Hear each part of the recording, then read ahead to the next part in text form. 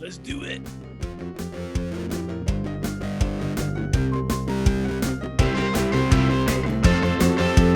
Primarily Critical. Hello, everyone, and welcome to Primarily Critical, a movies at an after party. This would be it. If you have not seen this film, we suggest that you do so before listening any further. Because we've got spoilers, trivia, and opinions like crazy, and we cannot wait to share them. Good, bad, old, weird, new, gross. We pass judgment on them all. Today, how to out-crook a crook. My name is Steve. I'm here with... Phil? And John. Today we're covering Ruthless People. Hold on, I Ruthless got someone to show you. Wait, is there another cat in our future? Not to be confused with the toothless, inbred version of Toothless People. All right? Wait, there's a Toothless People? I just made it up. But I'm sure there is. I bet there's some ugly, And that's funny because I'm sure there is too. I'm sure there is. I'm sure we Google it. It's out there. But yeah. There's a question. Right. The question is whether it's a porn or not. Yeah, it probably is. Okay, we're getting off topic a little bit. Just a little bit, not a lot. Yeah. Okay. So, guys, who picked this movie? I did. Yeah. How come? Yeah, so like I say, it's nostalgic for me, and I do feel it's there have been other movies where there's a clusterfuck and a lot of weird things, circumstances, coincidental circumstances and stuff, but this one really takes the cake. I mean, there's so many stories going on that end up intertwining and screwing up, and they actually did in a way that it's unbelievable, but you kind of go, yeah, I guess that could happen. It's not too far gone that you don't think that you think it's impossible. That's right. It's not. They did a really good job of intertwining all those crazy circumstances, tying it together one story. Awesome writing. Whoever thought this up was a genius to think of all those things, how you intertwine them in a believable way. I agree. Let me introduce my co-host, Bentley, my cat. Anyways. Hi, he liked the movie too, and the movie is very smart. It's smartly written, right? Yes, very smartly written. And the acting is like on point. Yes. I had a lot of fun with the movie. It's a fun movie. And I don't remember watching the movie when I was a kid. It's been out since 1988, was it? 86, I believe it was. You don't remember watching the movie? I remember watching it 100 million times. Why? Yeah. Okay, explain. I don't know. It was for some reason in my house. It was on repeat. Well, we owned it in my house too, so we watched it a lot too. It was on. I missed out on that completely, guys. Explain that to me. Well, back in the 80s, we all turned into movie hoarders, right? Did we not? I mean, if you try to get as many things on VHS as you could because there wasn't anything like Netflix. So you tried to own all these movies, hoard them. I want that. I want to own it. And when you saw something that made you laugh, yeah, you put it on when you want to laugh. You throw it on over and over, right? Yeah. Ruthless People, Fletch, Little Mermaid in my house. Wow. Yeah, just those movies were just like constantly on repeat. I love this. It was. This was, what is this? Dan DeVito at his best, right? Yeah. I mean, this is just like I'm a big fan exactly where he needs to be, right? Yes. I'm a big fan of Danny DeVito. He's good. He's not a leading man. He's like he's just a unique actor amongst all the actors. There you go. One of a kind guy, and he's always interesting and something to look forward to in everything he does. And I agree. Yeah. So I tried to make a list of people that I liked in this movie, and I don't really like Barbara or Sam Stone, and I don't even like the kidnapper Ken Kessler, but his wife Sandy I kind of liked, and And the mistress's boyfriend, Earl, I liked him. He's hilarious. Yeah, he was great. He is completely a doofus. Well, yeah, he had a kind heart. He wanted to do everything she said. Yeah, right? That's right. He was very pussy whipped, that guy. Yeah. I like the detectives. The detectives were good. People. But none of the main swingers, the movers and the shakers, none of those people I liked. Carol, the guy, Judge Reinhold there, kidnappers, Ken Kessler. What didn't you like about him? He's a kidnapper. Oh, cat got your tongue? He's a kidnapper.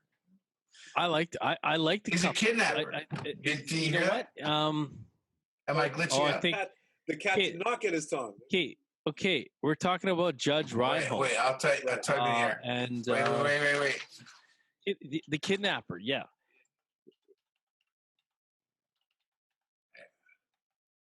Can you read that? So, yes, Oh yeah, okay, yes. He's a kid. I was going to ask you what everyone's probably heard what you said that you don't like about him, but unfortunately, Phil and I can't make comments about what. It's okay. It's okay. Can you hear me now? Yes. All right. You're all back. Right. So, you're back, so that's what I don't like about him. I mean, otherwise he seems like Well, okay, but you don't like him because he's a kidnapper, right? But he had really good reason because he's mad. Sam Stone stole his wife's hard work and made a fortune on it. Yes. And his wife's is I'm not going to use the word, but she is not up to the task of defending herself. So the husband pushes her, steps in, and they try to follow through on a terrible kidnapping. But the funny part is that kidnapping turns out to be like a blessing in disguise. A blessing, or it inspires the person who's kidnapped, Bette Midler's character, to do better and be a better person, which was hilarious. By the end of it, she's working out in the basement. Yeah. She's a better person. It's great. That's funny shit. Yeah. It's funny. I liked Judge Reinhold. His day job is working at an electronics store selling shitty speakers to people. All that was funny stuff to me. Yeah. He's such a good guy. I guess to defend this Ken Kessler here. He's such a good guy that he's having the worst day of his life. His whole kidnapping plan has fallen apart, and then he gets to see some young punk come in, and even then he could have sold that young punk. He would have got a good commission off it, which he probably really needs, given that this whole kidnapping thing has just gone down the toilet. Yeah. But even then, he pulls out his good heart and says, I can't do it, because his wife or his wife spouse is pregnant. He's about to sell him like the baddest ass speaker crap shit product they have. So I would agree with you that everyone, the people you said are shitheads, but I would not agree with him. I think he's a good guy. I think he was trying to do right by his wife. Okay, now listen. I think that was just trying to illustrate to us that in this world, the world they've created for us to buy into, as long as he's being an asshole, he's going to be successful, right? And then the second, at the end, he switches it around, and he's the nice guy, and now he's not successful, right? Yeah. But that all gets undermined at the very end of the movie. And nice people win in the end. Because nice people win in the end. But I don't know whether that was... I don't know what they were going for with that. Maybe they were trying to make a point about him, not the world, Yeah. I don't know. Could be. It could be. There's so much to this movie. Like the whole handling of that videotape evidence was so hilarious to me. It was. They kept it going throughout the movie, and ultimately it was the chief of the police, and and they never even watched it. Yeah. They taped it, and they passed it around, and they didn't even know what it was. Yeah, exactly. It's a smart comedy, right? It's smartly written comedy. Exactly. That's what I was just going to say. The writing was amazing for that. The fact that you could actually get them calling the chief of police and write the dialogue for that discussion and make it work where these two people on totally misunderstanding having a conversation where it actually jives. It's brilliant, you know? It's like, I think you alluded to, it's like believable. And it's a ridiculous circumstance. It's like batshit crazy what goes on. Like to find a husband that, go ahead, kill her. Please do it. Yeah. And then turn it around so that he's accused. Yeah, it's just brilliant. Yeah. Okay, so the when they do finally watch that tape, they're in a video store. Yes. And it's full of people. Yes. They put it in the wrong VCR because that VCR is broadcasting to all the other TVs. Of course it is. And in the background, in the store, in the background, you can hear somebody say, "That's my husband." Yes, you do hear that. You do hear that. Do you remember hearing that, Phil? Yeah. No. Yeah, that's great. You can hear it in the background. That's my husband. You, Steve. Right. You must have watched this movie about 500 times. So that guy's in trouble. That guy's in serious trouble. Big trouble. It's awesome. That is just. But the thing is, that kind of the end. That should have been the end of the blackmail, right? Well, no, his career still is at stake. So there's still lots of reasons why you want, even though his marriage might go down the tubes, he still has to protect that tape as much as possible. Yeah. Job. Yeah. I love when he's going, but man, we get urges, and he's like, oh, like she can't believe she's talking to the chief of police and he's defending a killer, Because everybody is informed or they don't know who it's well constructed comedy. Everybody does it. Yeah. It was gold. Oh God. Yeah. You know what? I tell you, you hear that saying, they don't make them like they used to. I just you don't see enough of these kind of comedies. Well, it's true. I feel like there was a trend where writing, like once upon a time, writing was everything because it didn't have all the special effects.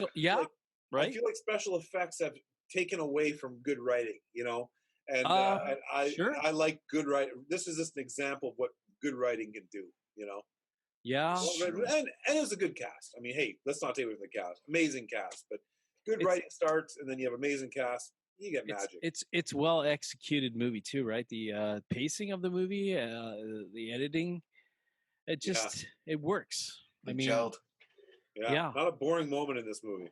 Not really. It's like it keeps you like engaged, and I honestly, you guys, this is like the first time I've seen it, and I'm surprised how much of a cult classic I guess it is. Okay, so this is the first time you've seen it? Through completely. Like I've probably seen bits and pieces of it over the years, and I never gave a shit about it. Right. So so how did it hold up to you?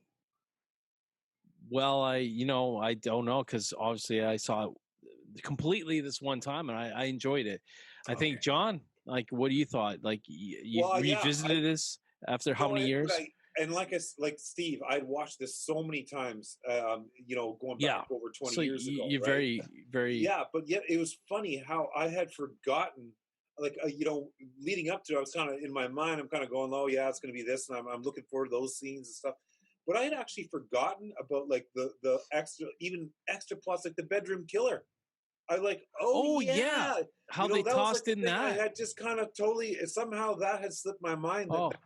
And it actually ends up being a key part of the whole thing. Everything gets pinned on him in the end, right? That's why they get away, because, it's all pinned on him, exactly. Right? And they kept his body as the decoy from the off the bridge escape.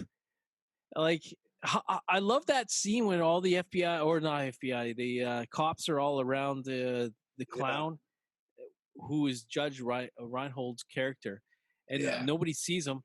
And so you think, oh my gosh, they got him, because he's going off the bridge and into the water. Yeah. And they do a switcheroo, and they end up pulling off this multi-million-dollar, couple $1 million worth of money. Yeah, 2.2. Yeah, they pull it off. It's genius.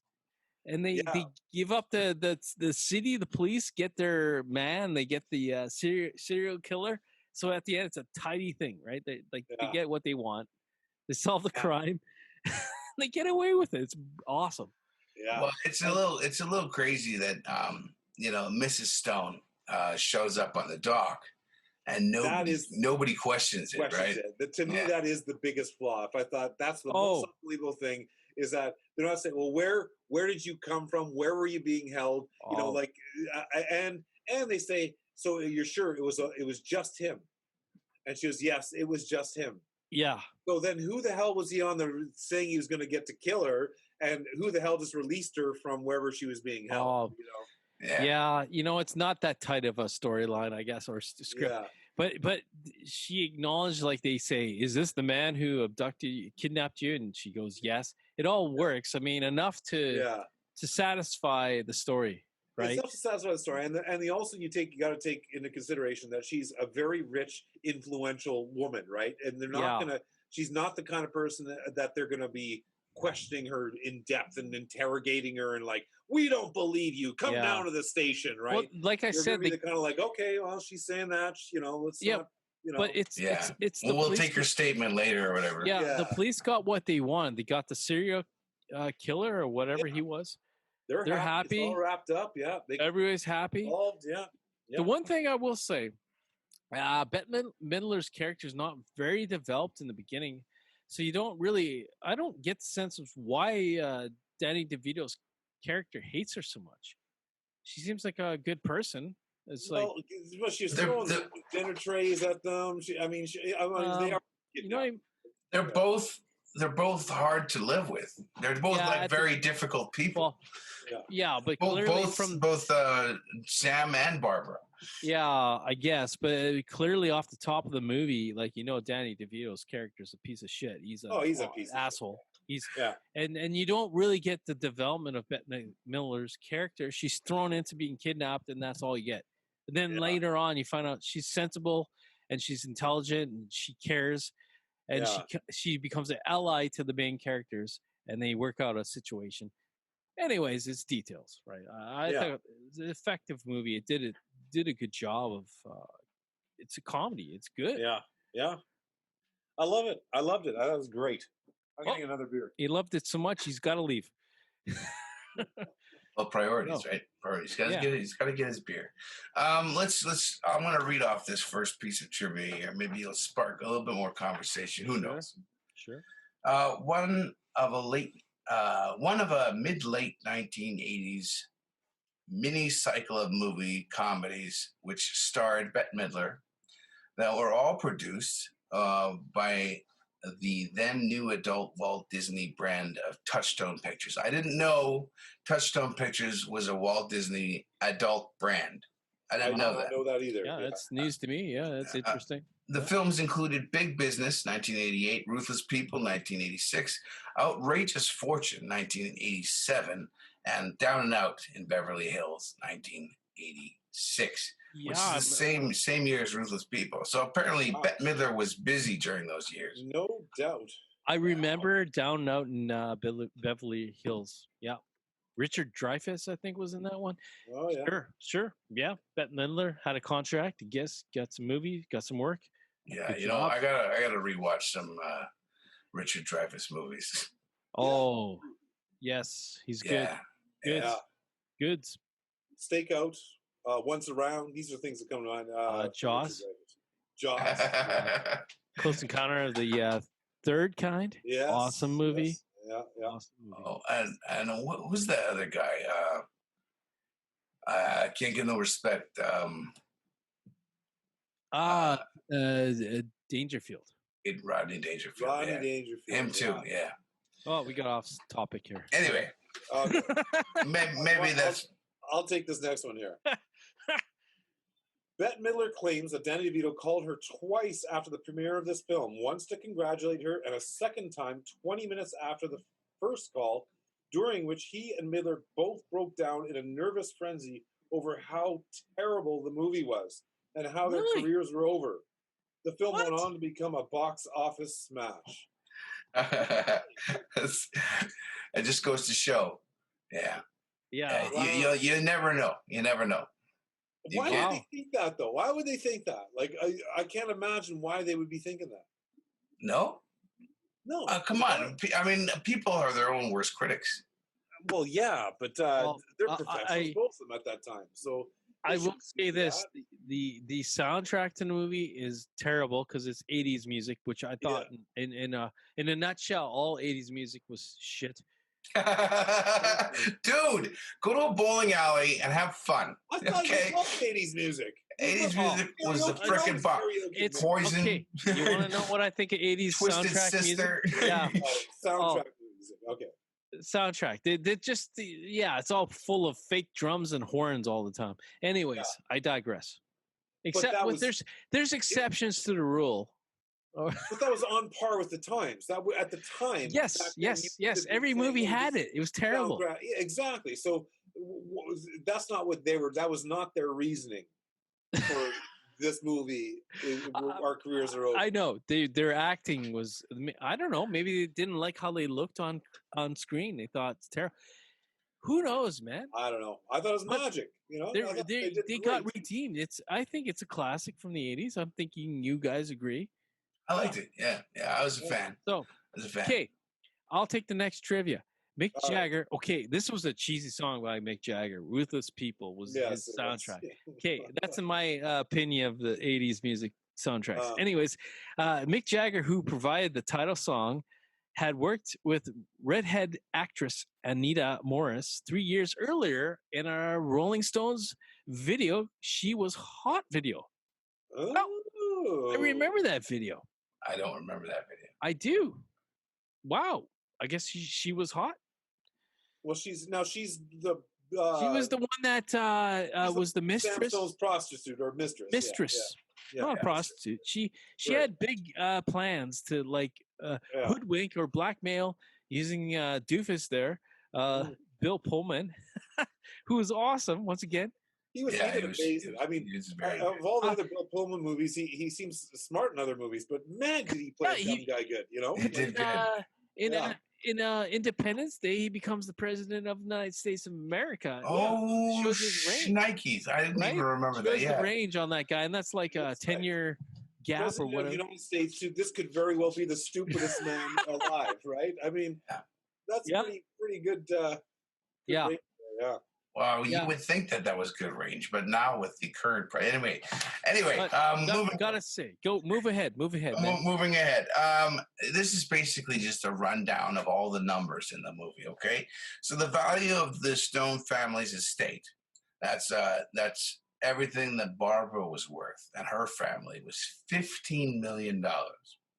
Now, here's the rundown of Sam Stone's stuff. The varying amounts of the ransom money demand were $10,000, which was the lowest, $50,000, which is second lowest, $500,000, which is where they started, and it ended up being $2 million, and then a $2 million too with the diamonds, with the gems in the safe.